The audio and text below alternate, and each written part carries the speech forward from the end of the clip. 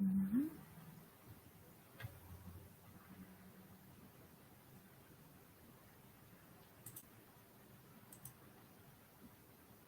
Мгм. Потом что-нибудь скажу. Девочки, всем добрый день, уважаемые. Все, кто есть. Меня, если слышно, поставьте плюсик. Ага, есть. Вопрос. А видно ли меня? Тоже видно, да? Хорошо. Все, тогда мы с вами начинаем. Итак, я представлюсь. Зовут меня Кузубова Жанна Борисовна. Я практикующий детский психолог. Вот. По образованию сразу скажу, потому что кто-то, может быть, с кем-то мы знакомы, с кем-то нет. Вот, кто будет смотреть. Я по первой специальности учитель начальных классов, по второй я психолог со стажем 26 лет. Вот. Ну и в 2021 году я вот приняла такое решение, да, о том, что я ушла в частную практику. Поэтому я вот сейчас представляю, как говорится, сама себя. Вот. Поэтому если какие-то сегодня также будут вопросы, все, то есть вы можете писать сюда в чат. Ой, спасибо, что меня хорошо слышно. Вот вы можете писать сюда в чат и, соответственно, в консультационный центр Института повышения квалификации. Итак, наша с вами тема, с которой мы сегодня будем работать, это кризис 3 лет. Пожалуйста, поставьте сейчас циферку 1 те, у кого сейчас именно есть дети 3 лет. Или больше как бы, уже старше или наоборот младше, да? Вот у кого есть 3-летки? Угу. Так. Еще есть у нас 3-леточки? Есть, замечательно. Вот.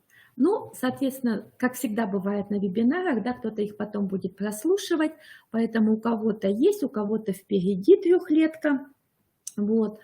Но мы сегодня как раз будем с вами говорить о том пресловутом, да, как иногда очень часто говорят, кризис 3 лет.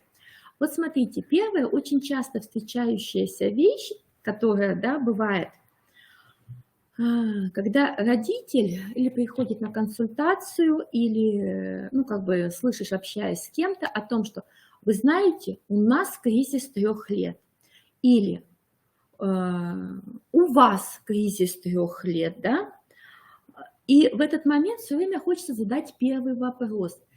Уважаемые родители, а кризис у кого? У мамы или у ребенка?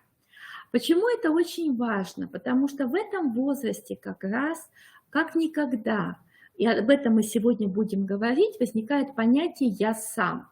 А когда мы говорим местоимение «мы», там есть ребенок, там есть родитель, или идет подмена понятий, да? Поэтому вот на это очень явно стоит обратить внимание о том, какое местоимение используете вы в общении со своим ребенком.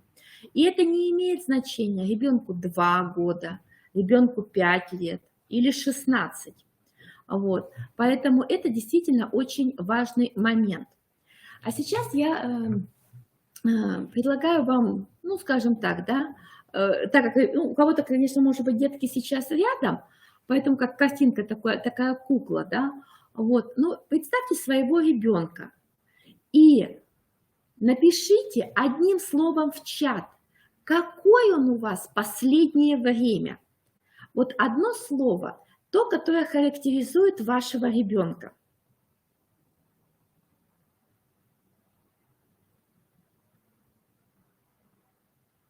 Угу. Напишите, пожалуйста, в чат, какой ваш ребенок. Кому захочется написать 2-3 слова, можете 2-3 слова написать.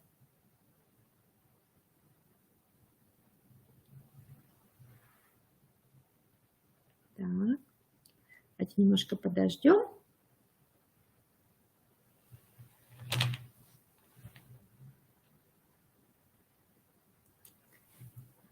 Угу. Упрямый, капризный, потому что чат немножко подвисает, да, он позже выходит.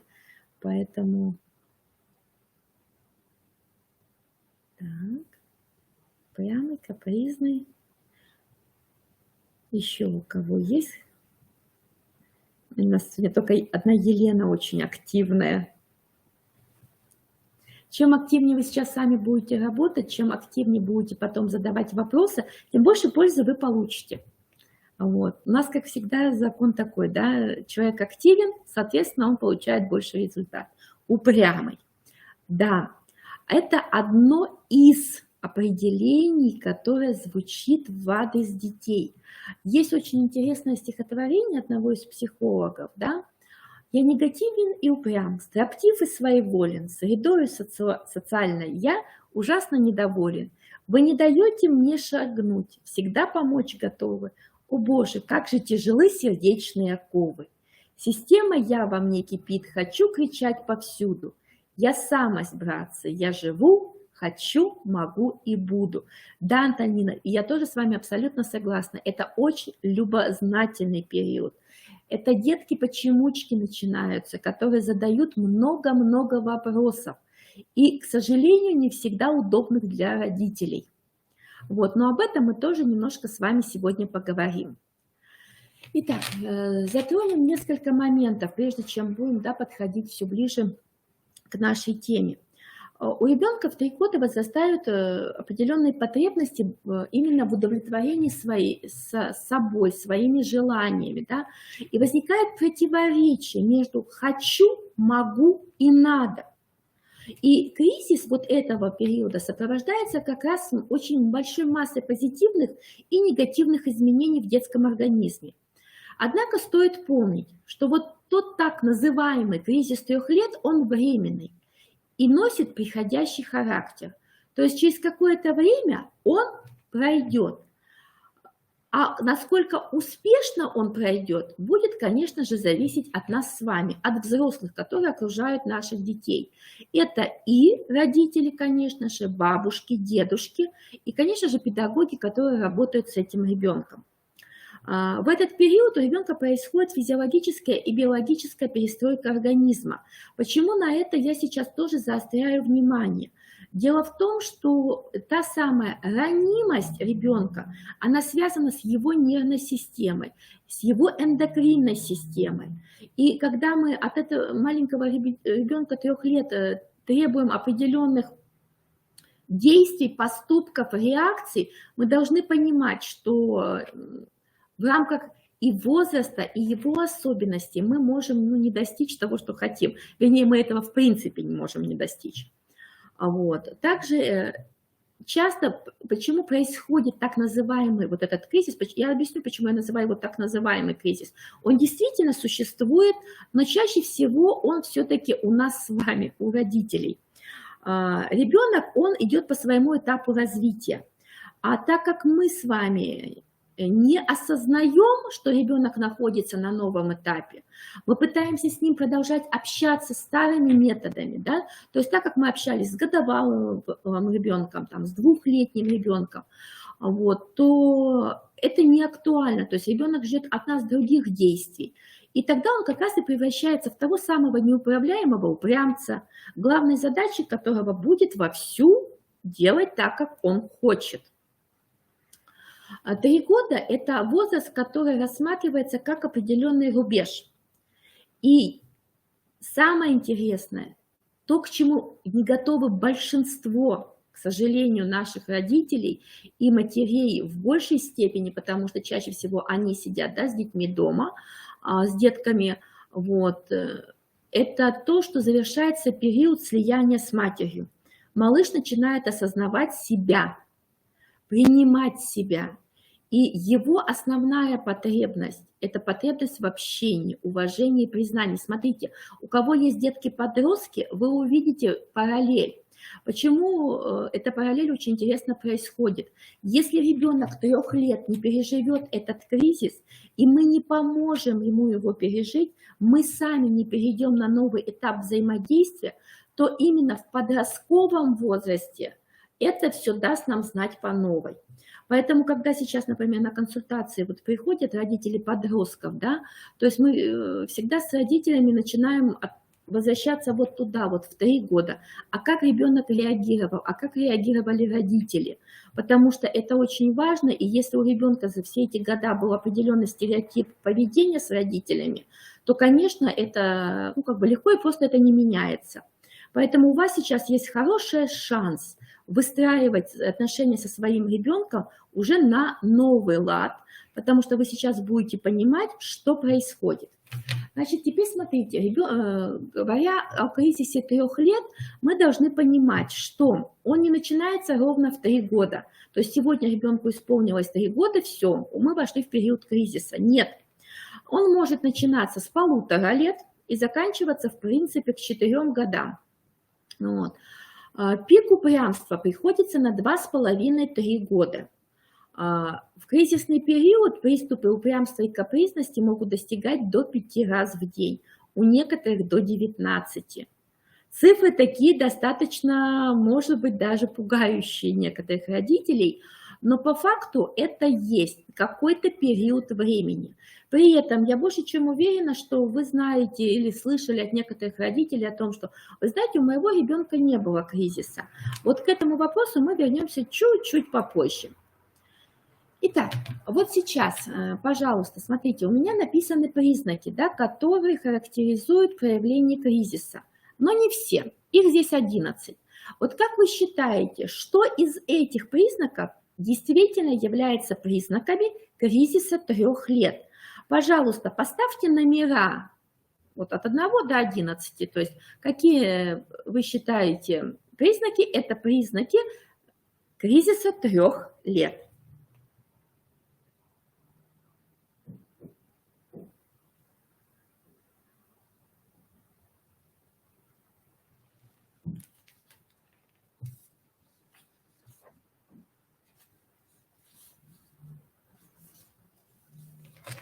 Угу. 1, 7, 5. Так, спасибо, Наталья. Еще кто как думает?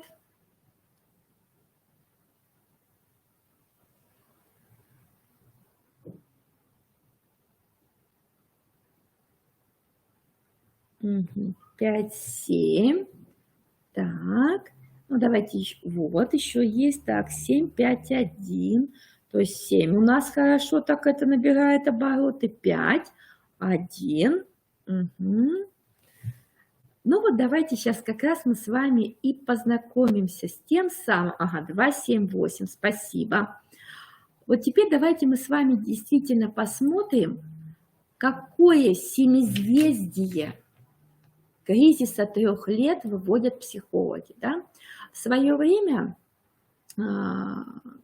Лев Выгодский назвал 7 наиболее ярких особенностей поведения ребенка в период кризиса 3 лет. Это негативизм, упрямство, строптивость, своеволие, протест, бунт, обесценивание и деспотизм. Вот эти пункты, они действительно могут быть в жизни нашего 3-летнего ребенка. Есть слова, которые могут быть так немножко даже нас пугать. Вот. Но мы сейчас, наша как раз сегодня задача с вами разобраться с этими признаками и понять, что они несут за собой. Потому что каждый признак, это определенный крик ребенка о том, что он хочет нам донести. И если мы не понимаем ребенка, да, то есть не слышим его, то, к сожалению, кризис наш затягивается. Ну и, конечно же, сразу по ходу будем говорить о том, а что же делать. Итак, смотрите, первый момент, который мы с вами рассмотрим, это негативизм. В чем он заключается? Взрослый утверждает, что эта игрушка хорошая, и слышит в ответ: нет, плохая. Тут же взрослый говорит: она плохая, ребенок возражает: нет, хорошая. То есть желание что сделать? Наоборот. Достаточно часто, я думаю, что с этим вы сталкивались или сталкиваетесь сейчас со своими детками. Что делает? Малыш стремится сделать все наоборот, даже вопреки собственному желанию. Это реакция не на содержание предложения взрослых, а на то, что оно идет. Поэтому что мы будем делать? Ни в коем случае не давить на ребенка, не приказывать. Ребенок 3 лет точно так же, как мы с вами. Если нам сейчас сказать приказным тоном, сделай вот это, вот это, вот это, 99% из нас начнет внутри бунтовать. И, ну, как бы по возможности делать наоборот, да. Вот, даже несмотря на наш с вами там опыт, возможности, профессию или еще что-то, по крайней мере, внутри все равно будет возникать ну, дискомфорт. У ребенка то же самое. И если мы видим, что ребенок сопротивляется именно из серии «сделать наоборот», то мы даем ему время отойти от этой, да, бури эмоций.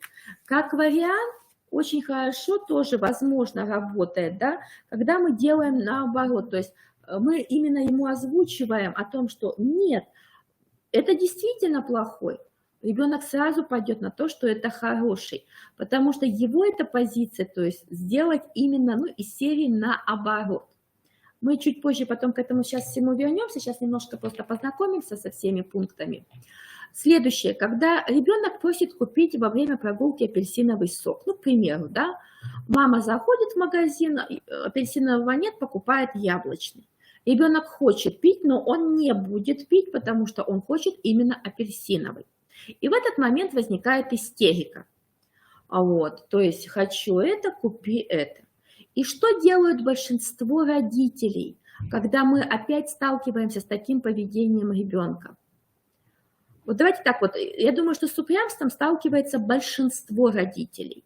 Напишите, пожалуйста, в чат там 1-2 слова. Вот как действуете, чаще всего как действуют чаще всего родители, когда ребенок требует, закатывает истерику какую-то в людном месте, вот, что-то хочет, вот, и родители что делают в этот момент?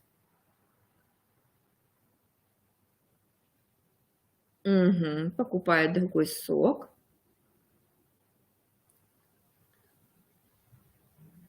Идут на уступку.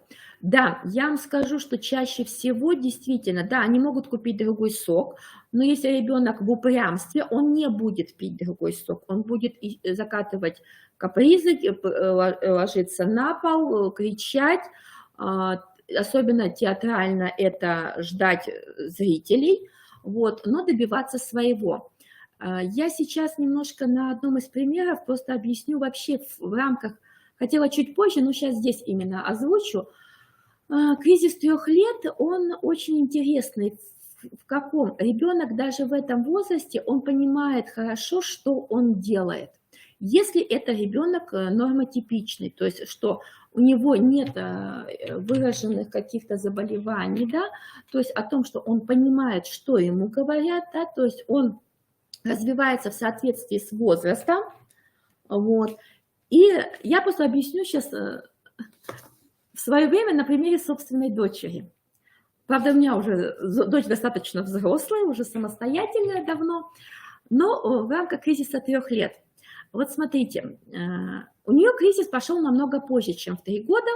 В детском саду она наблюдала за сценами, когда родители на истерику ребенка покупают то, что они хотят, там, одевают так, как они хотят. Ну, соответственно, в общем, родитель делает все, что хочет ребенок. У меня дочь, не будучи совершенно глупым ребенком, она на это все посмотрела. По глазам я поняла, мама, держись, думаю про себя. Она свое возьмет, попробует. Я скажу честно, первая ситуация была посередине рынка, вот, в одном из магазинов, она у меня стала требовать, вот так же там что-то купи, вот, соответственно, на все мои доводы нет, вот, у меня ребенок делает то, что она видела от других деток, она у меня опускается на пол, притом очень аккуратно, и начинает продолжать требовать, ну и, соответственно, все это со слезами, с криком, демонстративно, вот.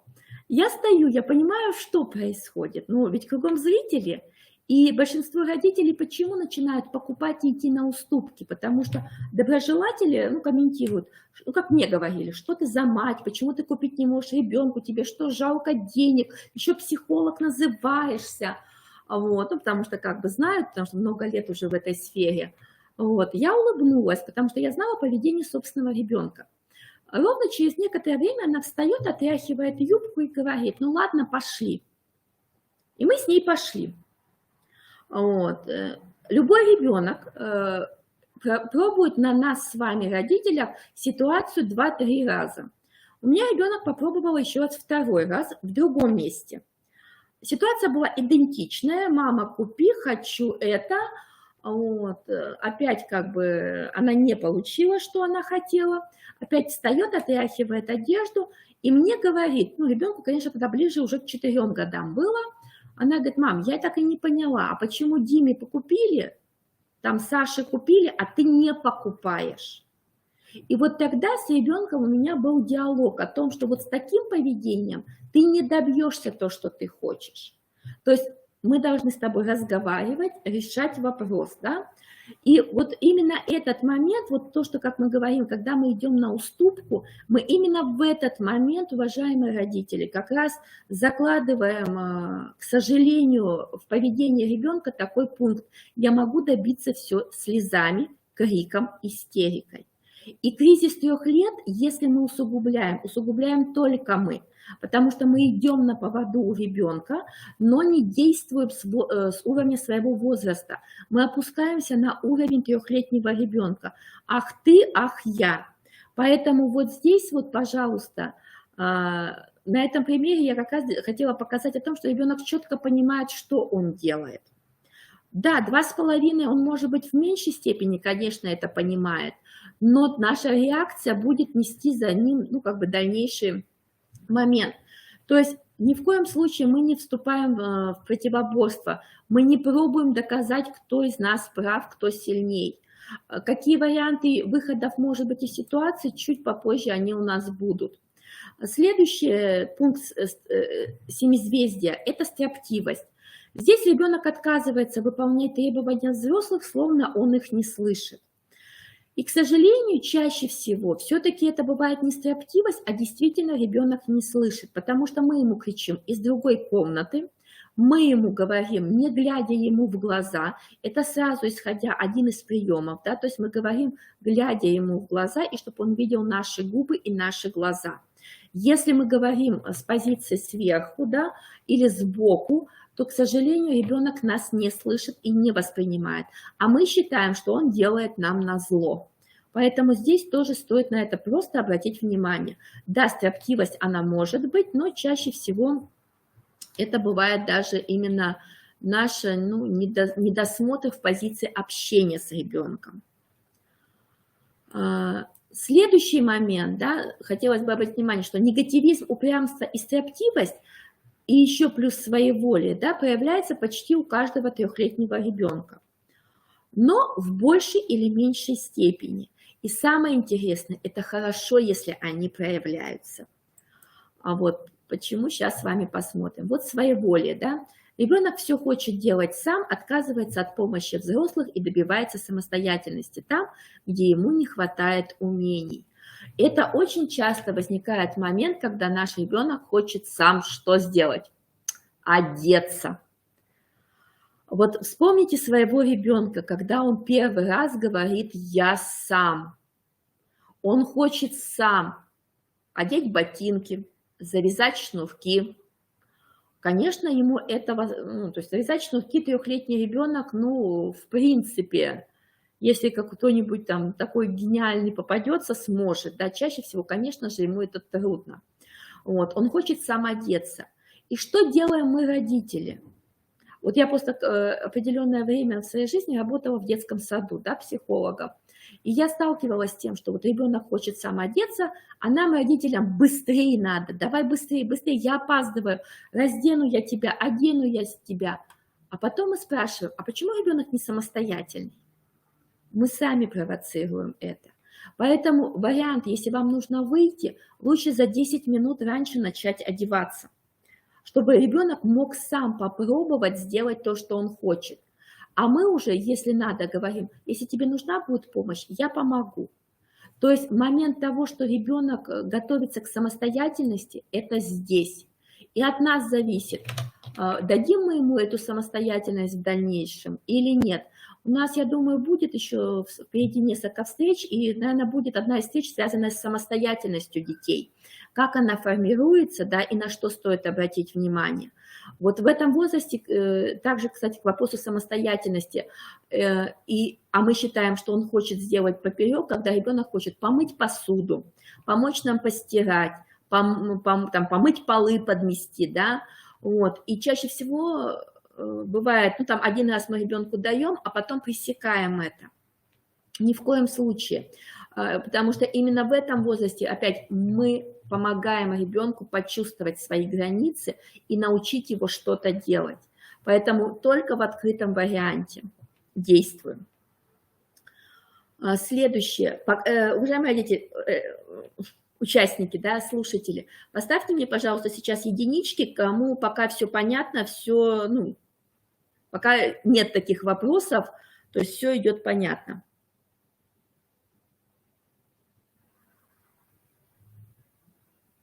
Угу, спасибо, чтобы я просто немножко понимала, а то, может, я несусь куда-то вперед, да. Следующий момент – это протест, бунт. Здесь конфликты с родителями очень именно уже проявляются более в жестком варианте, скажем так, да. Это поведение протестующее. То есть такое ощущение, что ребенок постоянно ссорится с родителями. То есть он делает вот прям вот в эмоциях, он отказывается, и он старается как бы, ну, такой момент, знаете, вот, скажем так, у родителей начинается эмоциональный такой момент дискомфорта, мы не знаем, что делать, мы не знаем, как действовать, да, и чаще всего уходим в эмоции. Вот смотрите, что происходит, когда я буду эмоционировать как взрослый, то ребенку что остается делать в ответ? Он нам тоже даст эмоцию. Если я как взрослый начну повышать голос, да, если я как взрослый начну, скажем так, давить на ребенка сверху, то ребенок невольно, он нам дает ответку. Поэтому наша задача, самое главное, это быть спокойными. Мы об этом сейчас тоже через пару минут к этому вернемся, что нам это дает. Деспотизм. Здесь ребенок старается стать хозяином положения. Из серии, что все делается только по его. Я честно скажу, я сталкивалась с такими детьми, но в трехлетках это все-таки реже встречается, чаще уже постарше, чуть-чуть, так скажем, и где затянувшийся кризис 4 и даже немножко уходящий, так скажем, в пятилетку, да, вот, это там, когда ребенку делается все, каждое желание его исполняется абсолютно, то есть что он хочет, то он получает. К сожалению, именно здесь, в трехлетнем возрасте, мы начинаем воспитывать такого ребенка. На примере могу объяснить, что это чуть постарше. У меня был опыт взаимодействия с детьми такого закрепившейся вот этой черты, вот, и это уже стало прям таким характерным, да, проявлением ребенка. Ребенок уже был 5 лет, она привыкла, что все делается по ее. В садике воспитатели стараются с ней не связываться, родители все делают так, как она хочет. Вот, любая беседа. Притом девчонка очень интересная, очень умная, очень такая развитая, вот, без вопросов. Но эмоционально вот такая несозревшесть была. Притом как бы момент на любой наш как бы, ну, диалог, то есть она всегда имела свою точку зрения и с комментарием, ну, в один прекрасный день мне говорит: знаешь, Жан, я больше к тебе не приду на занятия. Я говорю: почему? Вот. Ну, потому что я тебе не скажу. Я говорю: а хочешь, я тебе скажу, почему ты ко мне не придешь? Ну, понятно, что у ребенка сразу возникает интерес, почему. Вот. И был очень интересный момент. Я говорю: знаешь почему? Потому что все делают так, как ты хочешь, а я нет. Вы знаете, надо было видеть глаза ребенка. Она на меня так смотрит, говорит: а как вы догадались? Я говорю: ну, потому что мы с тобой занимаемся не первое занятие, и я это понимаю и вижу. То есть это ребенок, который заходит и явно уже начинает: так, мы сегодня делаем вот это, вот это, вот это. Я так сказала. И когда мы начинали общаться с мамой, она сказала: и вы знаете, у нее это с детства такое. Вот. Не знаю, скажем так, они потом уехали из города. Я честно скажу, я сейчас не знаю, как у них обстоятельства дальше сложились. Вот. Но вот этот вот момент в детском саду я с ребенком с таким, ну, столкнулась в моменте, да, работы. Вот. Было, конечно, очень интересно, но вот этот весь момент деспотизма пятилетнего ребенка, он имел корни в 3 года, когда ребенок получал все, что он хотел. Поэтому на манипуляции не поддаемся, но стараемся обращать больше времени на ребенка, да, и пусть малыш чувствует, что ваше внимание можно получить без каприз и истерик. Почему, да, потому что хотелось бы сразу, да, отметить, смотрите, любой ребенок, в первую очередь, он хочет внимания, и если он не получает внимания на плюсе, вот сейчас вспомните все своих деток. Если ребенок себя ведет хорошо, он вас слушается, он все делает, вы на него обращаете внимание дополнительно. Вот если вот, ну, сами для себя вот подумайте, да, ведь чаще всего нет. То есть первично, да, а потом мы это принимаем как должное. А ребенок хочет своего внимания. Он хочет, чтобы вы его видели, чтобы вы его слышали, чтобы вы лишний раз к нему подошли. И он начинает себя вести таким образом, чтобы вы это внимание ему дали.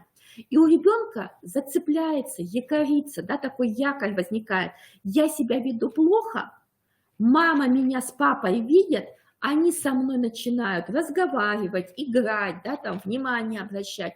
Соответственно, вот я что буду делать. Поэтому в любом случае первично мы всегда говорим о том, что внимание ребенка на плюсе. Мы делаем все, чтобы это, скажем так, закрепить у ребенка. И это самый классный возраст 3 года, когда мы с ребенком об этом говорим, когда мы с ребенком играем, когда мы с ребенком взаимодействуем. Потому что ребенок растет очень быстро. Я думаю, что у кого уже это не первый ребенок, вы точно это почувствовали. Я честно скажу, я не успела заметить, когда моей исполнилось 18. Вот, то есть время пролетело очень быстро. Вот поэтому вот этот вот момент, тот же самый, обратите внимание здесь и сейчас, это закладка вашего будущего вашего ребенка. Насколько он будет самостоятельным, уверенным, будет у него контакт с вами в подростковом возрасте. Или это будет как раз обратная сторона.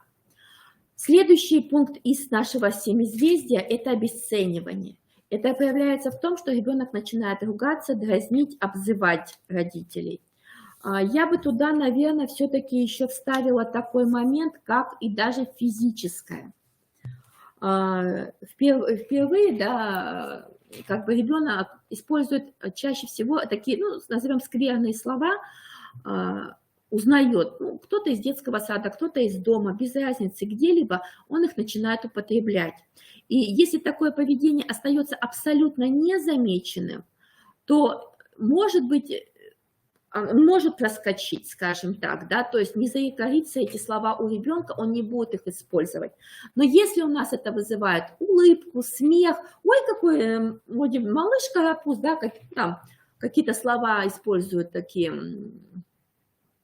в лексике, да, у многих это вызывает умиление. И вот этот момент, он может быть как раз очень плачевным, потому что мы сами ему даем разрешение на такой стиль взаимодействия.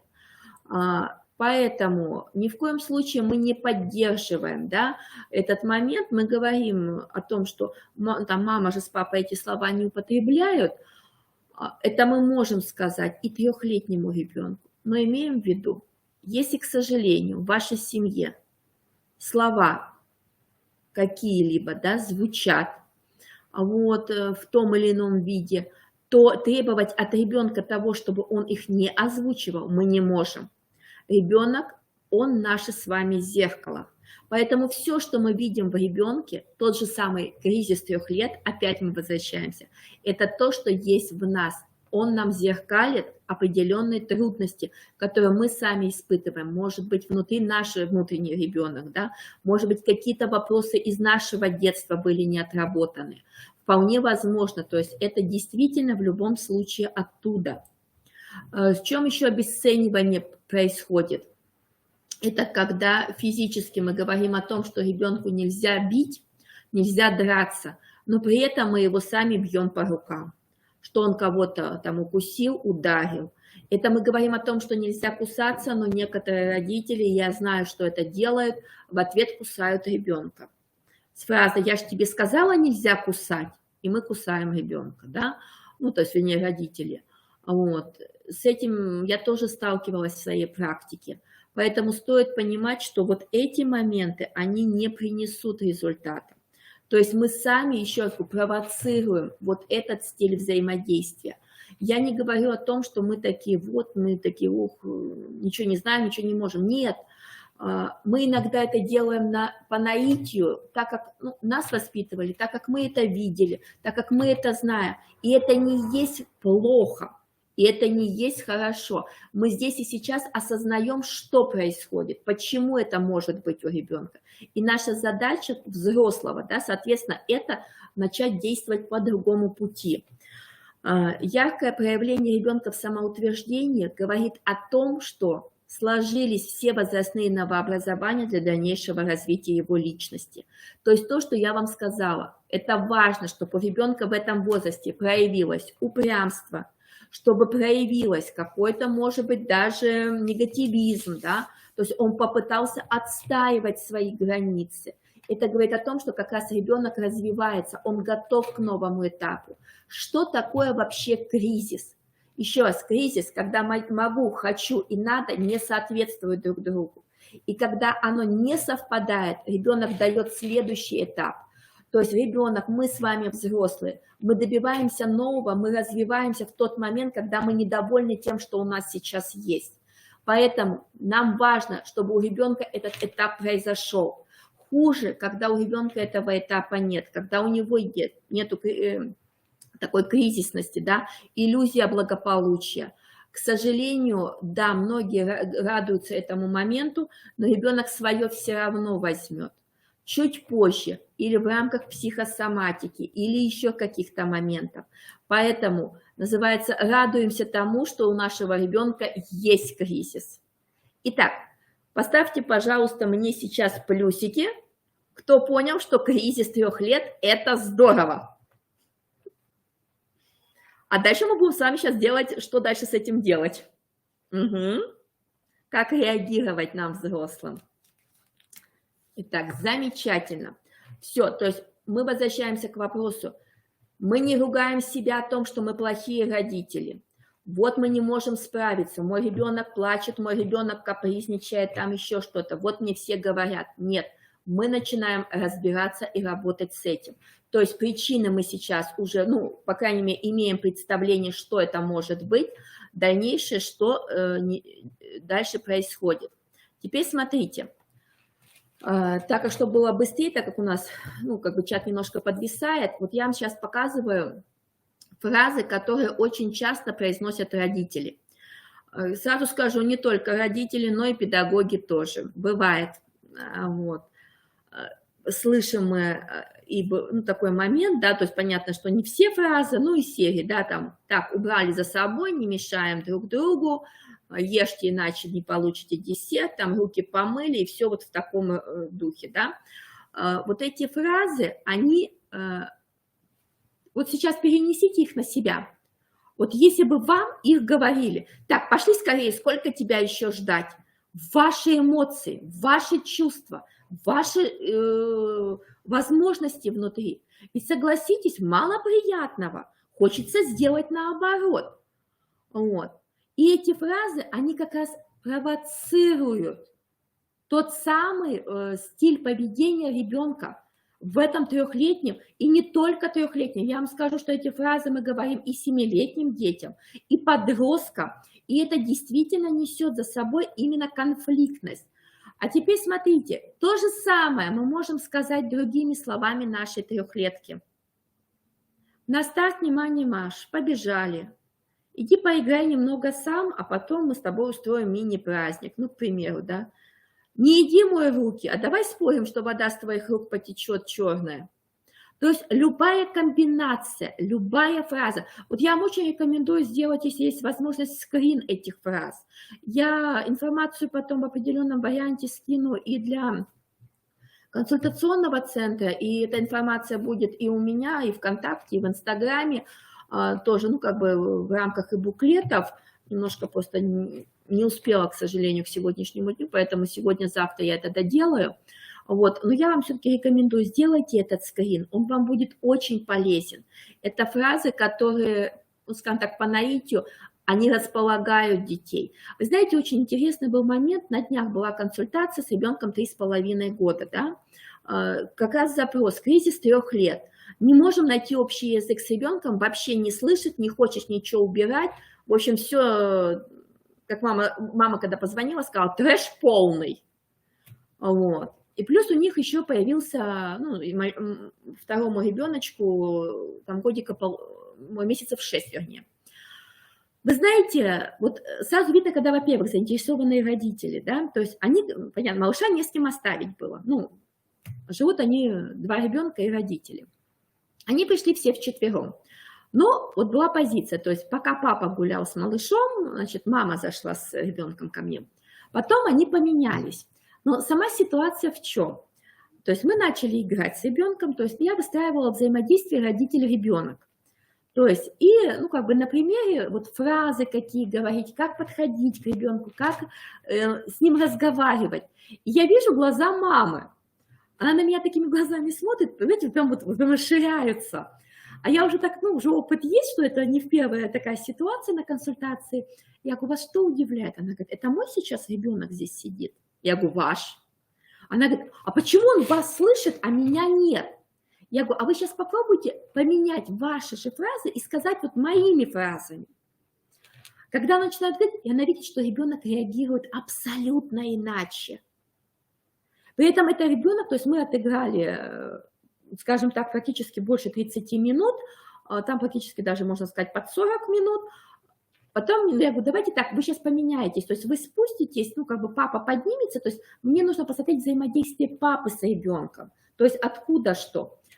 И мама с таким испугом на ребенка смотрит, ну, понятно, ребенок меня видит первый раз, я для него чужая тетя, к кому он пришел в гости, да, есть игрушки, но он меня не видел никогда, он первый раз со мной познакомился. И она его спрашивает, ты останешься, сейчас папа подойдет. И ребенок с таким вообще воодушевлением, да, иди, сейчас папа придет. Папа поднимается, ну, далеко не сразу, все-таки пока поменялись, пока поднялся. И папа заходит с таким же удивлением, то есть он видит ребенка, который со мной общается, который со мной играет, папа подключается, игра идет дальше. И когда мы потом, ну, уже так получилось, что понятно, что с родителями мы обговорить сразу информацию не могли, то есть они ушли, мы уже с ними выходили в зуме на связь, да, то есть обсуждали, что и как уже, ну, скажем так, вечерком. Родители говорят, а как это возможно? А как так получилось? Я говорю, смотрите, фразы, посыл, наше с вами настроение. Когда вы поняли, что ваш ребенок может слышать, он может взаимодействовать, и он этого ждет. Вы знаете, ну вот, по крайней мере, сейчас вот себе звонила накануне, да, спрашивала, как и что у них протекает. Да, говорит, ну, конечно, не сразу все меняется, но мы, говорит, сейчас, ну, практикуем вот то, что как бы есть, как бы, да, как получилось.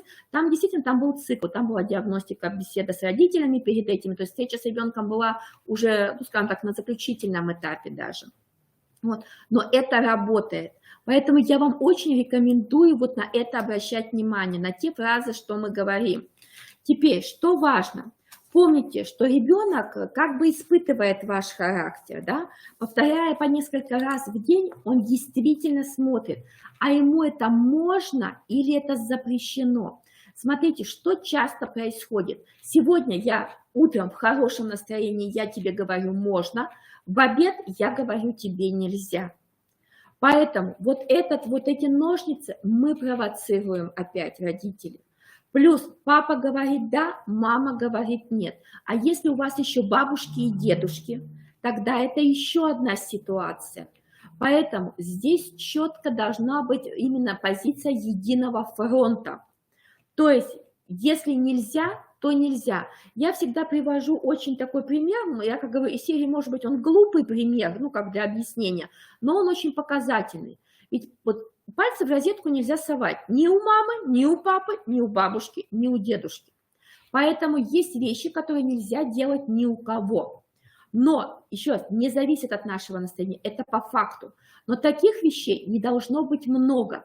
Если ребенок очень часто от нас с вами слышит: нет, нельзя, я запрещаю, все, мы можем сказать, что ребенок нас не слышит. Таких вещей должно быть несколько. Как говорится, пальцев на одной руке достаточно, еще могут остаться при подсчете. Поэтому, то есть это тот же самый, там, убегать на улице, трогать горячее, то есть какие-то четкие запреты. Все остальное мы переформулировываем с помощью тех фраз. Вот. Помним, что ребенок все повторяет за нами. Мы то зеркало, которое в будущем будет у нашего ребенка. Ребенок зеркалит нам вас. И поэтому, прежде чем мы что-то говорим или делаем, мы должны понимать, а как поступаю я. Как у меня ребенок очень хорошо сказал однажды моей бабушке, моей маме, ну, там что-то надо было сделать, у меня ребенок повернулся и говорит: ну, мама же это делает. Вот. То есть момент был, да, то есть, например, там сразу, ну, к примеру, там не выключила или не убрала в тот момент. Мне пришлось садиться с ребенком и договариваться о том, что давай так, я контролирую, ты контролируешь, но мы делаем сразу. То есть, да, контроль внутренний сам тоже для себя. При вспышках упрямства ребенка нужно отвлечь, переключиться на что-то нейтральное. Ни в коем случае не продавливаем, не пытаемся добиться своего. Смотрите, когда у ребенка истерика, бесполезно что-то объяснять в этот момент. Как часто мы пытаемся ему объяснить, что это плохо, это нехорошо. Вот, кстати, вот я специально оставила, ну, единственное, не выделила слово «нехорошо», да. Обратите внимание, очень часто мы действительно с вами говорим слова с частицей «не». Я, к сожалению, тоже не исключение, у меня бывает такой момент, но стараюсь себя сразу отлавливать и как бы переформулировать себя, да. Почему? Если я говорю о том, что вот ребенок закатил там слезы, какие-то капризы, я говорю: нехорошо себя так вести. Вы знаете, что происходит? Частица не усваивается, она стирается, и у ребенка остается это хорошо себя так вести. Вспомните своих деток, когда они бегут по улице, и мы кричим: не беги, упадешь. Что первое происходит после этой фразы? Ребенок бежит и падает, потому что наша с вами фраза, да? Вот. Если у ребенка возникает вот та самая истерика, те самые капризы, да, то есть что происходит в магазине или еще где-либо, вот как, скажем так, вы бы предложили, какие варианты по выходу из этого? Я понимаю, что это долго писать, наверное, но если все-таки кто-то напишет, я буду благодарна. Я немножко все-таки пойду дальше вперед, а к этому чуть-чуть сейчас вернусь. Может быть, кто-то напишет, вот как себя вести. Потому что очень часто именно такие слезы, такие капризы я наблюдаю в магазинах. Вот, когда ребенок что-то хочет, вот, на улице хочу вот эту игрушку, хочу вот этот, да, момент. Вот, кстати, по поводу игрушек. Напишите, пожалуйста, слово «да» или «нет». Давайте так.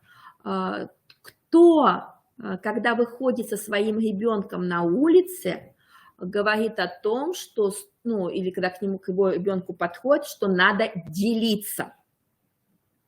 Вот поделись, дай. Вот напишите слово «да», кто это делает, ну, скажем так, да, и «нет», кто этого не делает. То есть он не говорит таких фраз ребенку.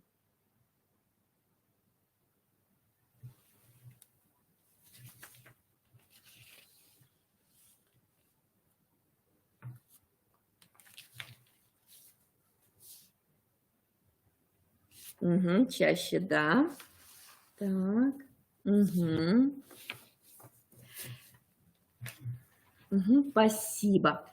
А вот теперь, ну, даже те, кто не ответили, я думаю, что большинство ну, чаще всего, да, нет правил без исключения, но он скажет, что да. Говорим, делись. А вот теперь смотрите, вот, уважаемые родители, я вам сейчас скажу о том, что поделитесь чем-то своим, то, что есть у вас. Вы готовы поделиться? Вы готовы дать то, что вам нравится, ваша какая-то вещь, игрушка, там что-то заветное? Вы готовы этим поделиться?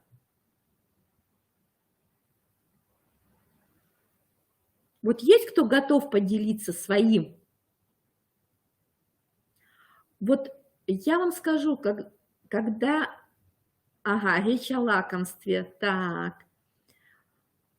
Даже то же самое лакомство. Мы учим делиться. Я с вами абсолютно... Мы должны учить ребенка делиться. Вопрос, как мы это делаем. Мы можем ребенку нанести очень непоправимый вред. И как раз спровоцировать этот кризис 3 лет еще в большей степени. И как раз именно не на плюсе, а на минусе этот кризис будет. У ребенка не выстраиваются границы. Смотрите, любимые игрушки дома. Приходят ну, там, ваши подруги, у которых дети такого же возраста, да, вот, ну, соответственно, ребенок хочет поиграть. То же самое лакомство, да, то есть любимое лакомство вашего ребенка, и первично мы сразу говорим, давай поделимся. Ребенок не понимает этого. Вы у него забираете что-то, то, что ему очень близко и дорого. Это также еще, как я сейчас попрошу вас поделиться чем-то своим. Поэтому в этом случае необходимо однозначно, или когда вы выходите на улицу с игрушками, то есть обязательно есть игрушки, которыми вы можете поделиться. То есть, скажем так, вы уже дома закладываете с ребенком. То есть чем поделиться, а есть его личное. Не учите ребенка отдавать последнее, потому что потом как раз возникает ситуация, ребенок не может отстаивать себя, он не может отстаивать свои границы, и тогда возникают 2 стиля поведения. У одного агрессия, он начинает драться, кусаться, он не может справиться, он не знает, что делать, а другой, наоборот, замыкается, плачет, уходит в себя. Вы знаете, вот именно этот момент, то есть вот сглаживание – это наша с вами функция взрослых, научить их это делать. Еще зачем? Делиться, вернее, учим, да, но очень аккуратно. Я вам скажу больше, мы первое время, когда с дочерью ходили на дни рождения, ну, когда она была именно в этом возрасте, мы покупали подарок 2 в 1. То есть я покупала точно такой же ей. Я скажу честно. Вот, я объясняла, почему. Но постепенно, мы просто в одном и том же магазине покупали игрушки, но постепенно, скажем так, к 3-й покупке, то есть она уже спокойно понимала, что если ей надо будет, то есть она получит то, что как бы там, на день рождения, там еще на какой-то праздник, вот, и спокойно может пойти и подарить это. И, ну, как бы в дальнейшем просто продавец магазина, она как-то мне задала вопрос, говорит, слушайте, ну, то есть сначала вы покупали, а теперь не покупаете 2 подарка. То есть вы ребенку, ну, на день рождения кому-то идете за хорошим подарком, а ваша дочь уходит с мыльными пузырями. А как так получилось? Я говорю, это была работа, это была кропотливая работа, выстраивание о том, как это, да, то есть ее границы, ее возможности и что она важная для меня. То есть не этот ребенок, которому мы дарим подарок, этот ребенок важен для его мамы. Мы идем поздравлять, мы идем дарить радость этому ребенку. Вот, но для меня важнее моя собственная дочь. И вот постепенно вот эти вещи, они выстраиваются. Поэтому просто на это тоже обратите внимание, потому что невольно мы своими опять словами провоцируем вспышку ребенка. Очень важна игра. Ребенок должен играть как можно больше, но не самостоятельно, а вы с ним. Отыгрывать на мягких игрушках, на машинках, на конструкторах любую ситуацию. При этом обратите внимание, те, кто ребенка сдают в детский сад в 3 года, это действительно, ну, есть такой момент о том, что многие говорят о том, что сложнее ребенок адаптируется, потому что у него вот здесь идет кризис. Что есть детки, которым, да, уже после кризиса они входят легче в детский сад, или когда они еще меньше.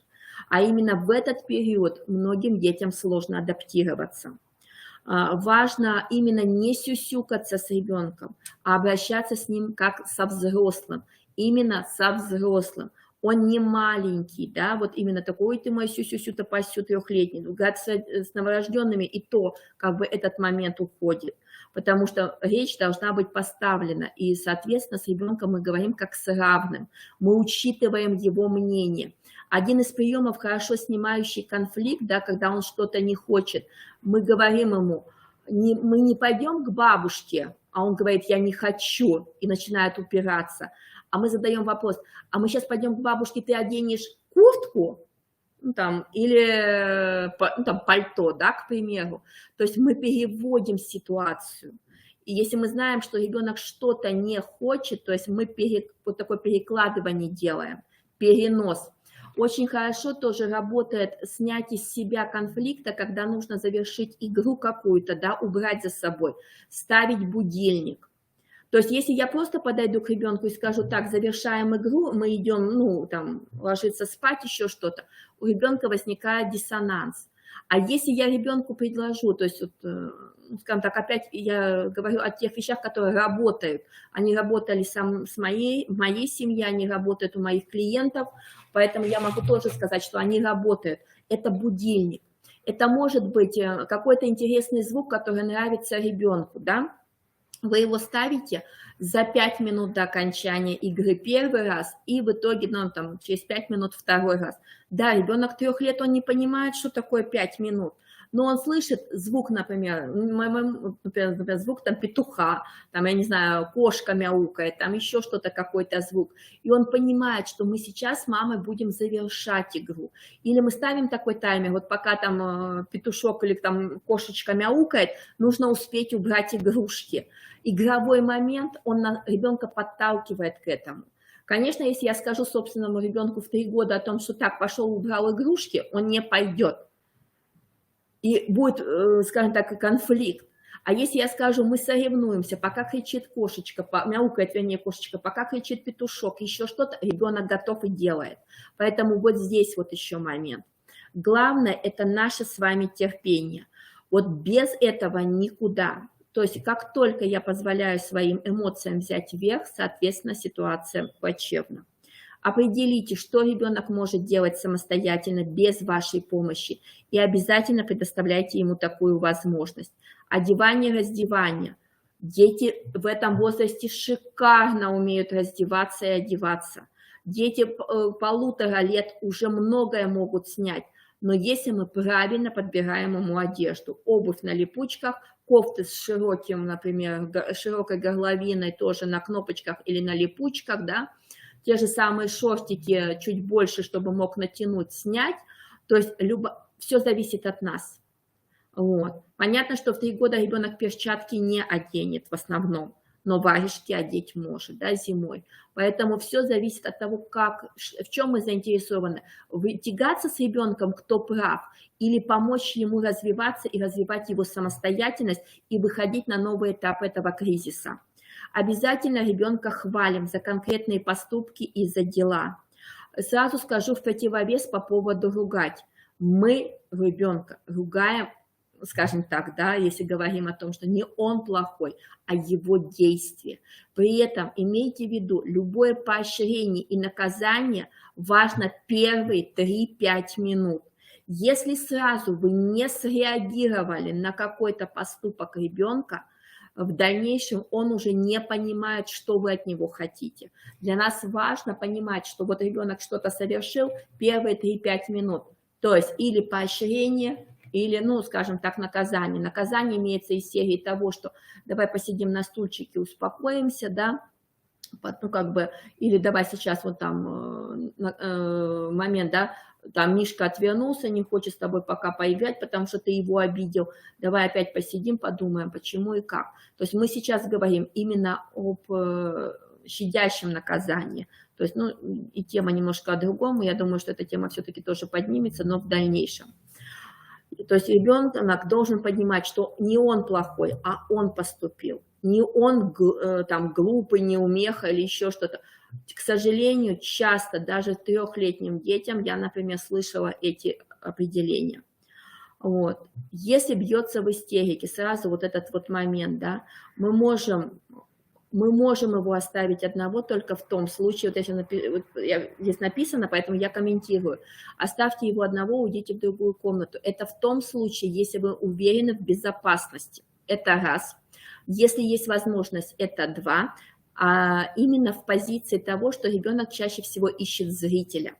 И он будет перед вами продолжать эти слезы. Когда вы даже отвернетесь, вот заметьте, если когда ваш ребенок начинает плакать, вы разворачиваетесь. Большинство детей, именно когда они пытаются доказать вам что-то, они обходят и ложатся опять, ну, или садятся перед вами, или встают, начинают плакать. Это тогда, когда ему точно нужен зритель. Вы можете сесть, обнять его. Вот, вы можете с ним поговорить, но поговорить только, когда он успокоится. В этот момент разговаривать бесполезно.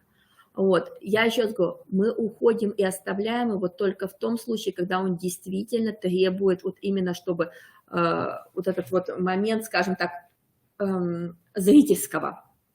Вот, но мы учитываем все моменты. Если у ребенка неврология, запрет оставлять его в состоянии ну, там, слез.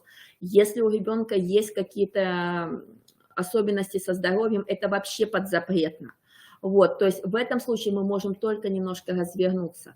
Если это происходит в магазине или еще где-либо, ни в коем случае, во-первых, вот знаете, называйте, как это красной ниткой протягивается, ни в коем случае мы не покупаем то, что он хочет, мы не наказываем ребенка за это, потому что не он виноват в том, что происходит в этом. Мы с вами, взрослые, создали эту ситуацию в этом возрасте. Вот, поэтому оставляете корзину там в магазине, берете ребенка в обнимку, обнимаете, выходите из этого магазина. Вот, в моем случае, когда у меня дочь, как говорится, ну, продолжала, я стояла рядом, потому что я видела, что, ну, то есть происходит. И ребенок более взрослый, поэтому уже ближе к 4 была. Поэтому здесь мы смотрим по ситуации, но ни в коем случае не поддерживаем вот этот момент истерики и слез. Вот. Но если запреты будут немногочисленны и обоснованы, соответственно, ребенку можно объяснить смысл этих запретов. То, что я уже сказала, если у вас будет очень много запретов, соответственно, ребенок не сможет. Итак, как же не надо себя вести с трехлеткой? Нельзя постоянно ругать и наказывать малыша за все неприятности, говорить «да», когда необходимо говорить твердое «нет», вот прям под запретом. Пытаться любыми путями сгладить кризис, его мы не сглаживаем, его мы решаем. Приучать ребенка к легким победам, это вот как раз то, что вот возникает потом деспотизм, да, подчеркивать свою силу и превосходство. И очень еще главное, здесь вот еще один момент, ни в коем случае не сравниваем своего ребенка с кем-либо, со старшими братьями и сестрами, ни в коем случае не сравниваем ребенка с кем-то, с детей в садике. Вот прям, вот понимаете, вот просто, я не знаю, это девиз, это гимн. Вот делайте как хотите для себя, вот этот просто в голове держите. Ни в коем случае. Что часто происходит, вот говорю сейчас, у меня аж даже мурашки пошли. Просто вспомнила ситуацию. Я выхожу, когда работала в саду, ну, в раздевалку. Дети трехлетки лепили из пластилина. Ну, сами понимаем, кто-то может с пластилина лепить, кто-то нет. У кого-то получается, у кого-то нет. И стоят родители с фразой: что ты не мог слепить этого снеговика? Вот посмотри, как у Димы классно слеплено, у Саши классно слеплено. А у тебя что, руки не из того места растут? Вы знаете, разговор был с родителями. Он был. Раньше без детей был. Но вот просто иногда мы говорим, не подумав. Я сейчас, конечно, ну, сутрировала до конца эту ситуацию. Иногда просто даже брошенная фраза: а Маша в твоем возрасте уже это умела. Ни в коем случае, вот просто. Потому что это опять провокация, это опять ситуация. Вот. Следующий, сейчас уже 2 секундочки, мы подойдем к концу. Как надо вести, да? Обязательно избегаем авторитарного стиля и гиперопеки. То есть момент, когда мы полностью пытаемся контролировать ребенка и все за него делать, и всему помогать. Нет, это невозможность выйти из кризиса, а усугубить, да. Обязательно единая тактика. Поощряем. Вот то, что кто-то писал, да, любознательность. Обязательно, потому что познавательные интересы, самостоятельность – это основной именно на плюсе в этом возрасте. Использовать игровые приемы, объяснять правила поведения в простой и доступной форме. Не в форме лекций, беседы, да, как вот, ну, мы сейчас с вами, да, общаемся, как говорится, а именно в игре. через мультики, через игрушки, через, слово забыла, когда на пальцы одеваются, господи, этим, игрушки, да, то есть тоже как вариант. Может быть, мягкие игрушки, может быть, для машинки для мальчишек. Любой вариант, только через игру, только через это взаимодействие мы показываем, а как надо. Смотрим мультики, обсуждаем. Ни в коем случае не отпускаем ребенка в свободное плавание, смотреть мультики. Был период, дети безумно любили смотреть «Маша и медведь». Вот, родители все, посадил, ребенку ничего не надо. Да, ребенку ничего не надо, только поведение Маши в этом мультике – это явный пункт о том, как себя нельзя вести, но ребенок это берет, это пример, вот как себя надо вести. Отсюда был всплеск просто колоссальный на консультации о том, что дети вообще не слушаются, они не реагируют. И первая фраза всегда, когда у меня была: перечислите мультики, которые смотрит ваш ребенок. Один из первых шел «Маша и медведь». Вот. Сейчас, конечно, кто-то смотрит, кто-то нет, но на это обращаем внимание. Обязательно навыки общения, это только вместе с вами. Не вы вышли в детскую комнату, там в песочницу, да, вы в телефоне, в разговоре с мамочками, а ребенок пробует сам выплывать. Он не выплывет в этом возрасте, выплывут единицы, а у остальных может оказаться серьезная травма. Именно психологическая, я сейчас не про физическую. Физическая это тем более, тоже возможно травмы. Поэтому вот здесь вот обязательно обучаем, действуем. И сейчас я просто в завершение, сейчас я немножко это проскочу. Ой, ай-яй-яй-яй-яй-яй. 2 секунды. Смотрите, рецепт желанного общения родителей с ребенком. Вот сейчас я вас прошу вот в завершении, да, сделать такой момент. Вот подумайте в этом рецепте, что можно взять, чтобы выстраивалось взаимодействие с ребенком, да, то есть оно было именно эффективным, полезным. Ребенок выходил из кризиса 3 лет на новый этап, как раз уверенный, успешный, да, вот, самостоятельный, вы были в комфорте. Вот каков будет рецепт желанного общения родителей с ребенком? Я вот все-таки вас попрошу сейчас в чат написать, какие у вас слова рождаются на букву «П», что надо взять, что надо добавить, да? Что взять на букву «О», на букву «А». Вот хотя бы несколько слов, вот что у вас в голове сейчас, вот скажем так, есть о том, что вот это будет рецептом, это будет взаимодействием, то, что поможет нам взаимодействовать, да, с детьми. Даю сейчас минуточку, и мы подходим к завершению.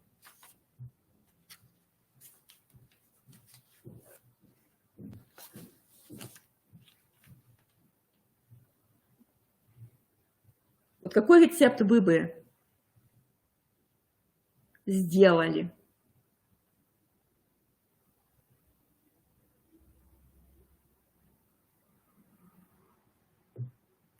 Понимаю, что идет задержка, идет как бы это, но все-таки очень хотелось бы, чтобы написали.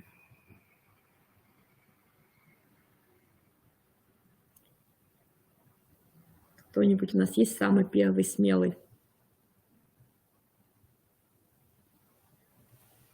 Давайте так. Если сейчас появится, будет замечательно, то есть в любом случае вы это уже напишите. А я предлагаю вам вот такой вот рецепт. Тоже очень иногда на родительских собраниях в свое время, когда выступала, мы с родителями его вырабатывали, да, тоже как и вместе со всеми.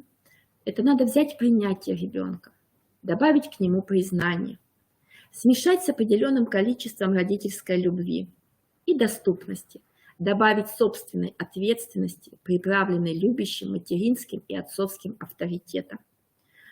Принятие – это главный пункт. Мы принимаем своего ребенка любым, какой он есть. Мы его любим, потому что он просто есть. Не потому, что он заправил кровать, не потому, что он убрал игрушки. Мы его признаем, мы признаем его поделки, его подарки. Они находят место на нужной полке. Смешать с определенным количеством родительской любви. Любви не бывает много. Как говорят, минимум 5 объятий. Это минимум, это самый минимум, который только может быть. Доступность. Ведь очень часто мы недоступны для своих детей. Дети нас не видят, дети нас не слышат, потому что нас рядом нет. А когда ребенок подходит, мы говорим: подожди, я устал, подожди, мне надо сварить обед. Нет, ребенок должен понимать, что он доступен. Скажу сразу, есть хороший прием из опыта. Игра, обнимашки. Когда вы понимаете, что у вас много работы, много дел по дому, еще что-то, а ребенок хочет внимания, предложите ему игру обнимашки. Давай так, когда тебе захочется обняться, ты будешь подбегать и говорить: обнимашки. Вы обнимаете своего ребенка, он обнимает вас. Сразу предупрежу, первые несколько дней будет бегать к вам через каждую минуту. Он будет убеждаться, что вы его принимаете, признаете, и вы доступны ему. Но через некоторое время это будет уходить.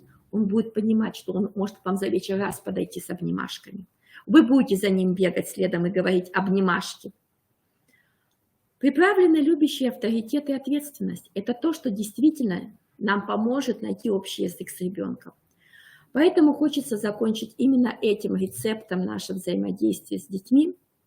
Если будут какие-то вопросы, я посмотрела, вопросов как бы нет, но если они возникнут, еще раз затрону, то есть вы можете их писать задать на сайте консультационного отдела и сделать как бы ссылку, да, на то, что для Жанны Борисовны, о том, чтобы мы как бы могли с вами связаться. Сейчас я попытаюсь найти просто первый слайд, не знаю, как это иначе сделать, поэтому сделаем так.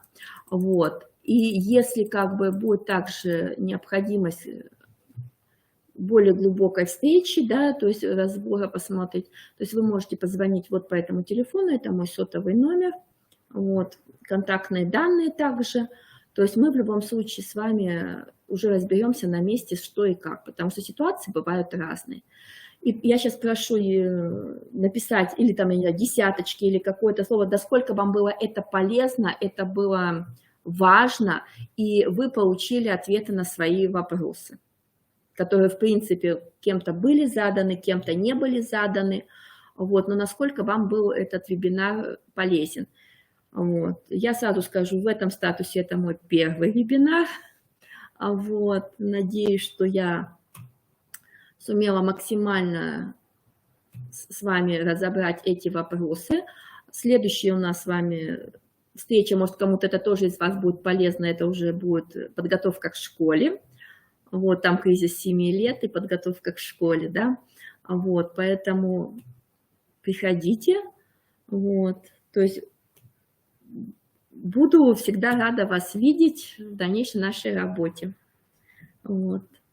Большое вам спасибо за обратную связь. Мне тоже сейчас это очень важно, как оно, что прошло. Прошу прощения, что немножко подзатянулись, чуть-чуть там на несколько минут, но главное, чтобы было полезно.